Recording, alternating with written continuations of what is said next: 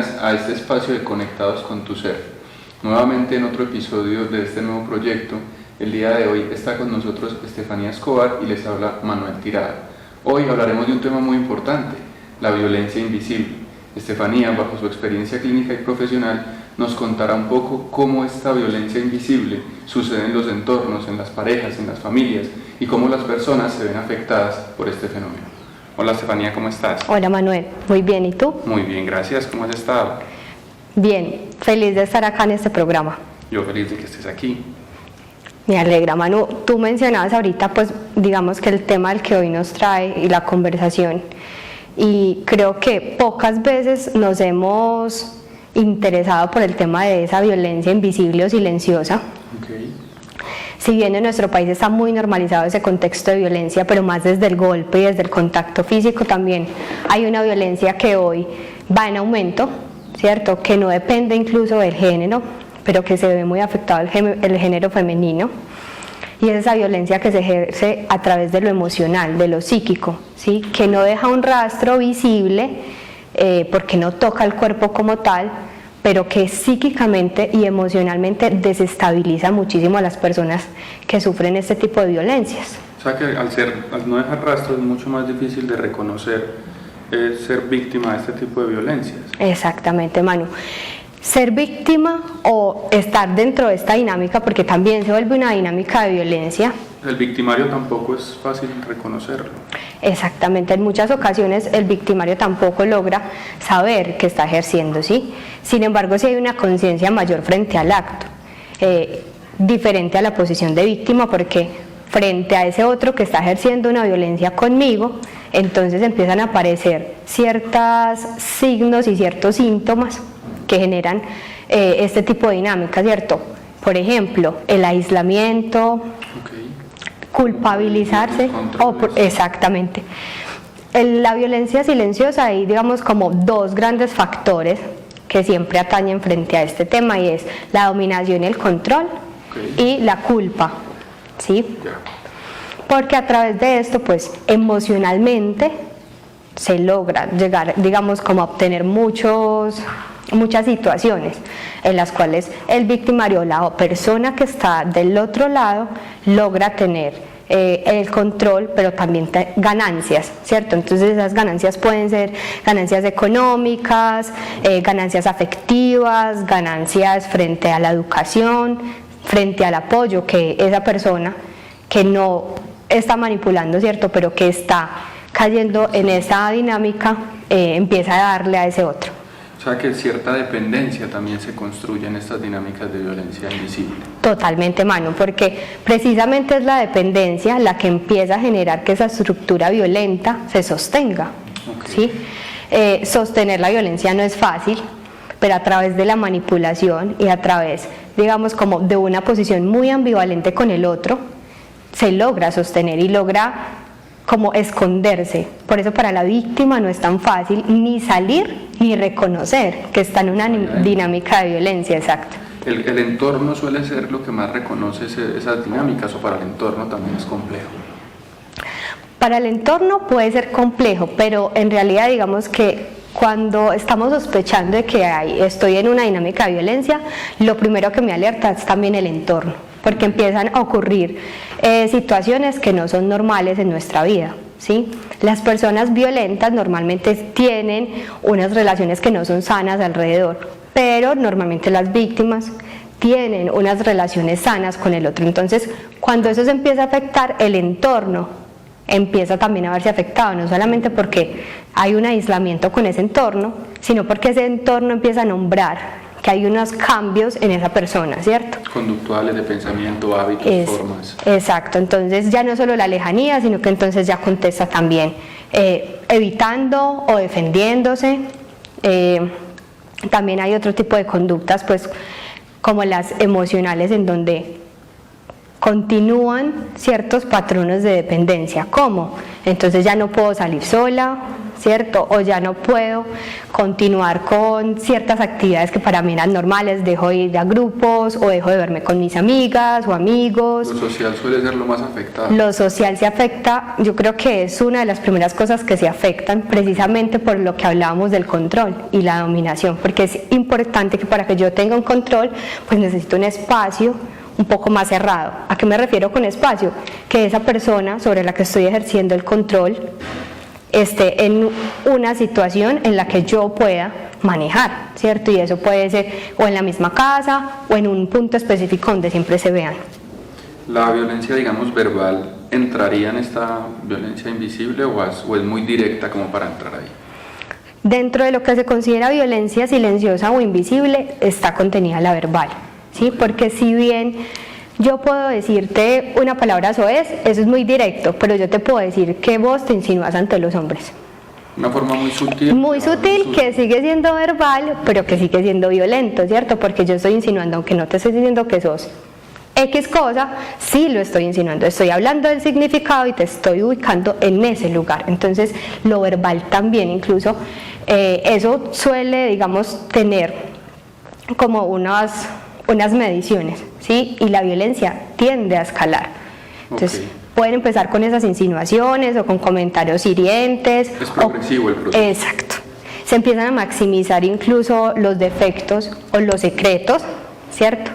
Que tiene esa persona, y el otro aprovecha, digamos, conocer la intimidad del otro para poder llegar y escalar también ese tipo de violencias. Las mentiras, los engaños entrarían aquí.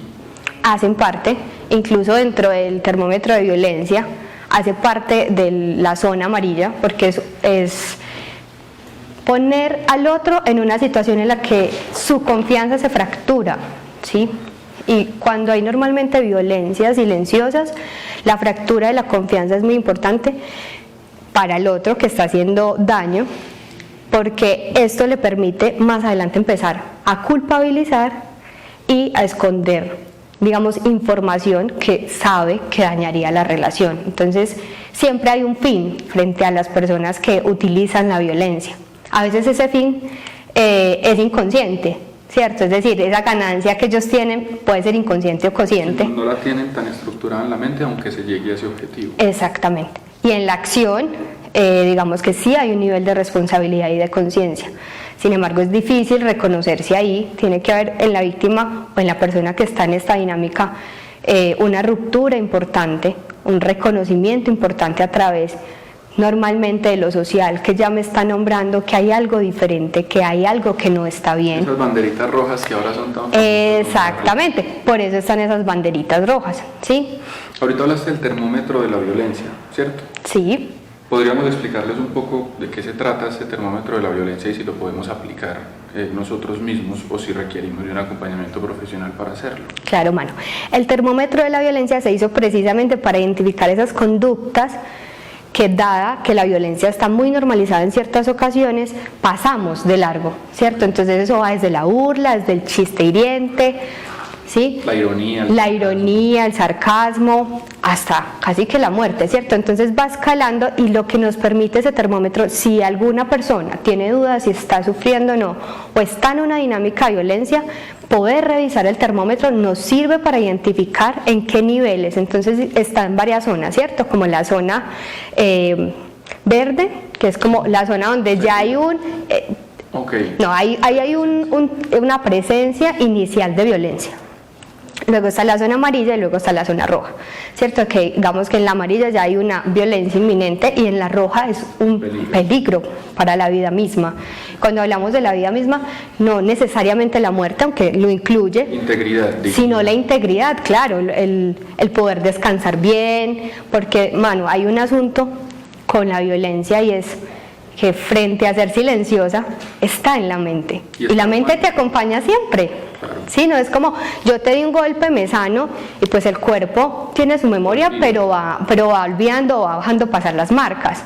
La mente no, o sea, la mente tarda en recuperarse, y mucho más porque en lo mental a veces solemos dejar pasar todas esas banderas y darnos cuenta pues cuando ya estamos sintiéndonos muy mal, ¿sí? Es decir, se genera en nosotros tanta tensión que entonces ya no comemos bien, ya no dormimos bien, ya nos como malestar progresivo. Exactamente, porque el cuerpo empieza a referirlo, y por eso también en el termómetro lo que empieza a pasar es que frente a esto hay unas etapas iniciales normalmente verbales, indirectas, luego van siendo más directas, y al final lo que el termómetro nos muestra son casi que conductas físicas de violencia. ¿Dónde podemos encontrar esta herramienta, este termómetro? El termómetro lo encuentran, sí, en Google, o sea, en cualquier buscador encuentran el termómetro. Ahora, cuando hay una identificación y yo logro identificar los marcadores de ese termómetro, es muy importante, Manu, que lo primero,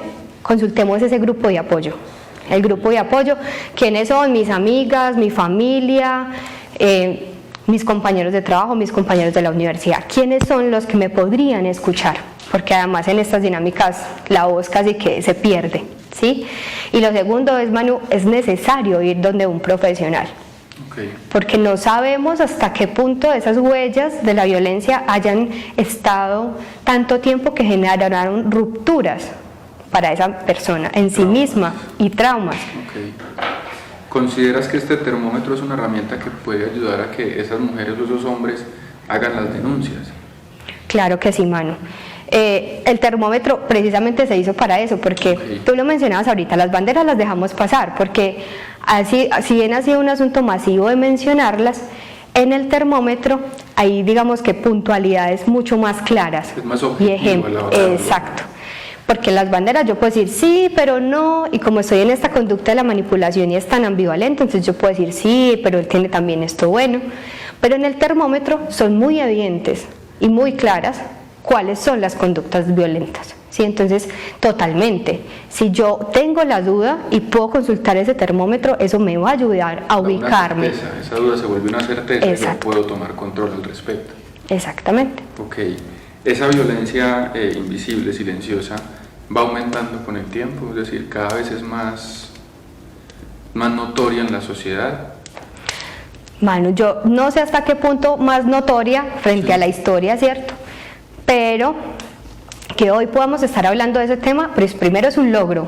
¿Por qué? Porque en los países donde hemos estado permeados por la guerra, la violencia ha sido un asunto naturalizado. Entonces, hablar de que antes o ahora haya más o menos es difícil, pero hablar de que ahorita hay un mayor reconocimiento, sí es claro. Sí, hay un mayor reconocimiento, sin embargo, no hay tantas denuncias, sin embargo, no hay un acompañamiento seguro frente a estas situaciones. Son muy pocas las personas que se atreven a denunciar o a nombrar que están en esa posición, porque muchas veces han sido criticadas. Sí, claro, y muchas veces han sido criticadas, y la posición es ¿por qué no saliste de ahí antes? ¿Por qué no te fuiste? Y yo creo que parte de la respuesta es porque no vi, y literalmente estás tan inmerso que no ves. Es como si tú te pones la mano. Yo aquí no estoy viendo nada, veo borroso, ¿cierto? Si yo voy alejando mi mano, puedo ver el panorama. Y si yo estoy en una dinámica de violencia, estoy así. Okay. No veo claro. Y salir de ahí, por eso se hace difícil, y por eso siempre la recomendación es volver a esos hilos sociales, a ese entorno, a esa familia, a esos amigos, que me permitan alejarme un poco, distanciarme un poco de esa dinámica y poder identificar si en realidad sí es violencia. Okay. Entonces, según lo que hemos conversado hoy, las recomendaciones serían identificar primero si estoy sintiéndome distinto o distinta, si mis conductas están cambiando, escuchar un poco más a mi red de apoyo sobre esos comentarios que de pronto hacen de mis relaciones, de cómo me ven, cómo me sienten, tener eso en cuenta, apoyarme de herramientas como el termómetro o las conversaciones con la red de apoyo para certificar o tener mayor claridad al respecto de lo que me está sucediendo, y buscar ayuda profesional. Ese sería como el orden que corresponde para poder identificar y tomar acción al respecto. Exactamente, Manu. Yo creo que para ir concluyendo también agregaría un asunto, y es que no nos dé miedo a la vergüenza. Es decir, lo primero que nosotros tenemos que reconocer es que podemos caer en una dinámica de violencia y que no es nuestra culpa, que hay un nivel de responsabilidad en el otro, porque lo que tiende a pasar es que excusamos al otro porque somos personas en su mayoría empáticas que comprenden que el otro se equivoca, ¿sí? Pero la equivocación no parte de una sola situación, porque porque eso se va repitiendo. Y si esas personas logran hacer también una revisión de toda su relación, logran ver que posiblemente están en una dinámica. Entonces también es importante el asunto de cerrarme un poco conmigo, revisar cómo ha estado esa relación, qué he hecho yo alrededor de esa relación para poder salir un poco de ahí y, como tú lo dijiste, poder seguir el asunto de comunicarme con el otro para tener un panorama más amplio. Buscar ese apoyo, y tocas un tema que creo que es muy importante, que muchas veces se suele decir, es culpa de la víctima, es un ciclo, ¿cierto? Siempre toma esas decisiones, no siempre son ciclos, no siempre son repetitivos, muchas veces es una experiencia de vida, porque lastimosamente nunca conocemos del todo al otro, ¿cierto? El otro, como va transformando y como va evolucionando en la vida, siempre conoceremos cosas nuevas de ese otro, y ninguno de nosotros está seguro de no caer en una de esas dinámicas. Exacto, y tocas un término importante, y es el asunto del ciclo, pero el ciclo no es de la persona que sufre el maltrato ni la violencia. Exacto, el ciclo lo hace y lo perpetúa el victimario, ¿cierto? O la persona que está ejerciendo esa violencia. Ese es el ciclo del otro, no es mi ciclo. Es importante identificar eso. Es importante identificar que yo, por ejemplo, no me relaciono de la misma manera con todo el mundo, pero sí tengo y sostengo unos valores, ¿cierto? El respeto, la buena comunicación, la empatía, el abrazo con el otro. Y normalmente las personas agresivas y violentas no tienen una buena relación con los demás. Entonces, que yo pueda rastrear que en esta relación me estoy sintiendo muy mal y tal vez yo también reaccioné negativamente, pero si yo reviso el resto de mis relaciones y son absolutamente sanas, hay que cuestionarse entonces de qué lado también viene la violencia. Responsabilizar al cual que es responsable y no cargar con responsabilidad. Exactamente. Muchas gracias, Estefa, por estar aquí. Muchas gracias a ustedes por ver este programa. Espero que lo hayan disfrutado. En caso tal de que les surjan dudas o preguntas, no duden en ponerse en contacto con nosotros, el Centro de Familia BID, para que podamos contestar aquellas dudas y preguntas. Recuerden solicitar ayuda profesional en caso tal de que lo necesiten, y continúen sintonizados con Conectados con tu Ser, que se vienen nuevos episodios. Muchas gracias. Síguenos en Facebook e Instagram y conoce todo lo que tenemos para ofrecerte en el Centro de Familia BID. También puedes ingresar a www.cfamiliabid.org.co.